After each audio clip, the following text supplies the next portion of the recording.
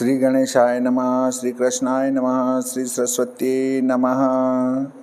देखिए, आज आपको श्रीमद्भागवत महापुराण का 21वां अध्याय श्रवण कराता हूँ। आप प्रेम से मन लगा कर श्रवण कीजिए। जिमी बांधो प्रभु नृपति को, एक चरण के काज 121 अध्याय में कहो सुमिरी यदुराज।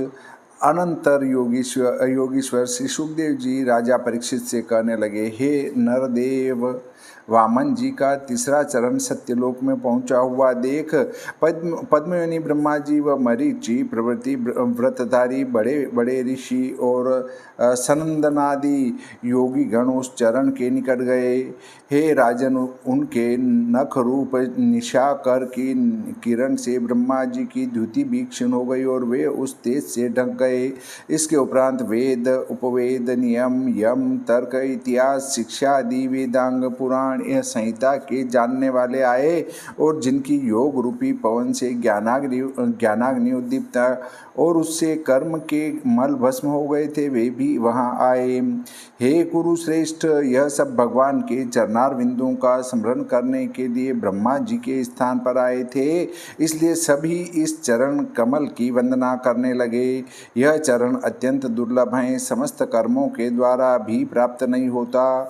इसके उपरांत पद्मयोनि ब्रह्मा जी, जो कि स्वयं नारायण की नाभि से उत्पन्न हुए कमल के जन्म थे, उन्होंने हर्षित होकर उन वामन जी के चरणों को धोया और भक्तिपूर्वक पूजा करके उनकी स्तुति करने लगे।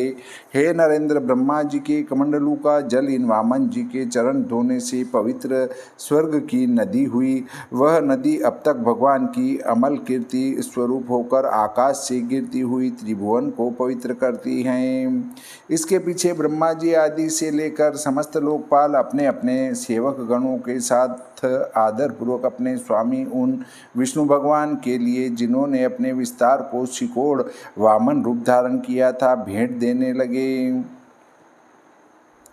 अर्थात सुशीतल जल, सुंदर माला, सुगंधित चंदन व उपटन, सुवासिक धूप, दीप, खिले अक्षत, फल, अंकुर, इनसे भगवान की पूजा करने लगे और भगवान के पुरुषार्थ की महिमा जय ध्वनि अधिक करके नृत्य, गीत, वाद्य और शंख, दुंदुभी का शब्द, इन सबसे वे देवता लोग स्तुति करने लगे। हे राजन, फिर ऋक्षराज जामवान भेरी बजाकर सब दिशाओं में इस विजय महोत्सव को पुकारने लगा। हे राजन, इस और असुर लोग 3 चरण भूमि मांगने के मिष से अपने प्रभु यज्ञ दीक्षित राजा बलि की समस्त पृथ्वी हरी हुई देख महाक्रोध से कहने लगे कि अरे, यह ब्रह्म बंधु नहीं है, यह तो बड़ी भारी माया का जानने वाला विष्णु है। यह दुष्ट ब्राह्मण रूप से हम लोगों को ठग देवताओं का कार्य करने को आया है। बटुक रूपी इस शत्रु ने भिक्षुक होकर हम लोगों का सर्वस्व हरण कर लिया। हमारे स्वामी सदा सत्यव्रत वाले हैं, विशेष करके इस समय यज्ञ में दीक्षित हुए हैं, सदा सत्य बोलते हैं, ब्राह्मण हितैषी हैं, दयावान हैं और कभी मिथ्या नहीं बोल सकते हैं। इसको हम लोग यदि मार डालें तो ऐसा करने से हमें धर्म होगा और स्वामी की सेवा भी हो जाएगी। इस प्रकार से कह राजा बलि के अनुचर लोगों ने अस्त्र शस्त्र ग्रहण किए। ये लोग शूल पट्टिश आदि हाथ में लेकर श्री भगवान वामन जी को मार डालने के लिए क्रोध से दौड़े, परंतु राजा बलि की इच्छा नहीं थी।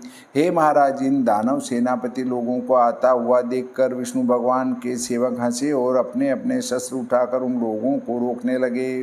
हे राजन, नंद, सुनंद, जय, विजय, प्रबल, कुमुद, कुमुदाक्ष, विश्वक्सेन और गरुड़, जयंत, श्रुतदेव, पुष्पदंत, सात्वत, यह विष्णु के अनुचर, जिनमें एक एक का बल 10-10 हजार हाथियों के समान था, यह लोग अति वेग से असुर की सेना का नाश करने लगे। राजा बलि ने देखा कि इन महापुरुषों के सेवक हमारी सब सेना का नाश किए डालते हैं, इसलिए शुक्राचार्य के शाप की बात स्मरण स्मरण कर अपने सब सेनापतियों को रोका और यह कहा कि हे चित्ती, हे राहु, हे निमि, हमारी बात सुनो और इस समय युद्ध मत करो, क्योंकि यह समय हम लोगों के लिए अनुकूल नहीं है। हे दैत्यगण, जो सब प्राणियों को सुख देने के स्वामी हैं, उनका पौरुष से अतिक्रमण करने का किसी में सामर्थ्य नहीं है। हे भाइयों, जो भगवान पहले हमारा मंगल और देवता लोगों का अमंगल करते थे, वही भगवान इस समय हमसे प्रतिकूल हो गए हैं। और सुनो मंत्री, सेना, बुद्धि, दुर्ग, मंत्र, औषधादि और समाधि उपायों से किसी तरह कोई काल का उल्लंघन नहीं कर सकता। इन हरि के सेवक देवता लोगों को तुमने बार बार रणभूमि में पराजित किया है, परंतु इस समय यह भाग्य के बल से बलवान हो गए हैं, इसलिए हमको युद्ध में जीतकर गर्ज रहे हैं। हम लोगों के ऊपर काल फिर प्रसन्न हो, तब फिर हम इन लोगों को जीत लेंगे।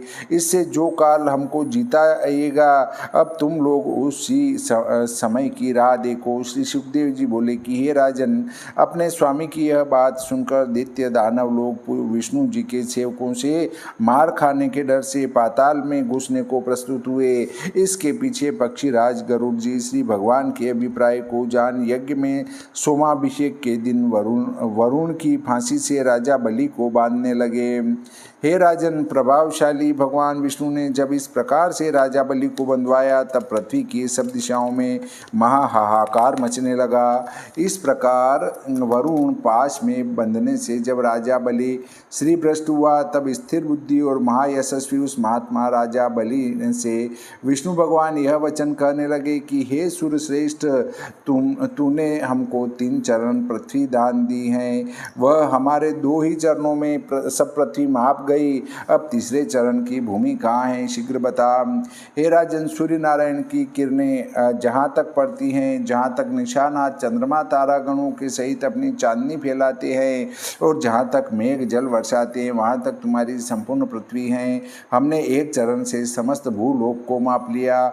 मेरे शरीर से आकाश और सब दिशाएं व्याप्त हो गई। देखता नहीं कि तेरे सामने ही दूसरे चरण से स्वर्ग लोक को माप लिया। इस प्रकार हमने तेरा सर्वस्व मापा, परंतु यह सब लेने से भी तेरी प्रतिज्ञा पूर्ण नहीं हुई, इसलिए तुझको नरक में वास करना चाहिए। अब तू अपने गुरु शुक्राचार्य जी की आज्ञा लेकर नरक में प्रवेश कर।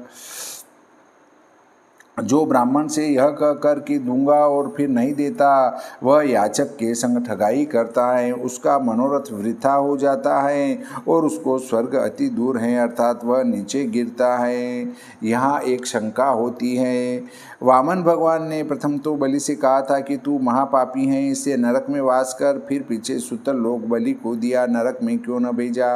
पामर जीवन के समान यह कौतुक किया कि जैसे कोई क्रोधी मनुष्य क्रोध आने पर तो चाहे वह भूख से कह दे।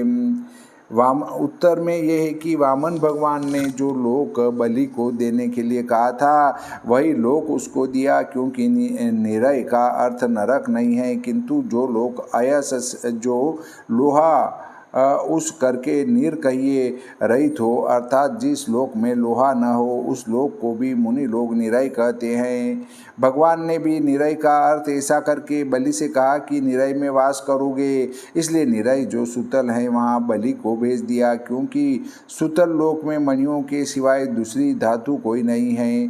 निरय का ऐसा अर्थ विचार कर वामन जी ने कहा था, नरक में जाने को बलि को नहीं कहा। तूने देने के को कहकर फिर हमको नहीं दिया और कपट किया, इसलिए झूठ का फल यही है कि आप कुछ दिन नरक का भोग कीजिए। श्रीमद्भागवते महापुराणे अष्टम स्कंदे बलि निग्रहो नामे एकविंशो अध्याय। श्री बजरंग बली की जय, श्री गणपति जी महाराज की जय, सरस्वती मैया की जय, श्री कृष्णचंद्र भगवान की जय, श्री रामचंद्र भगवान की जय।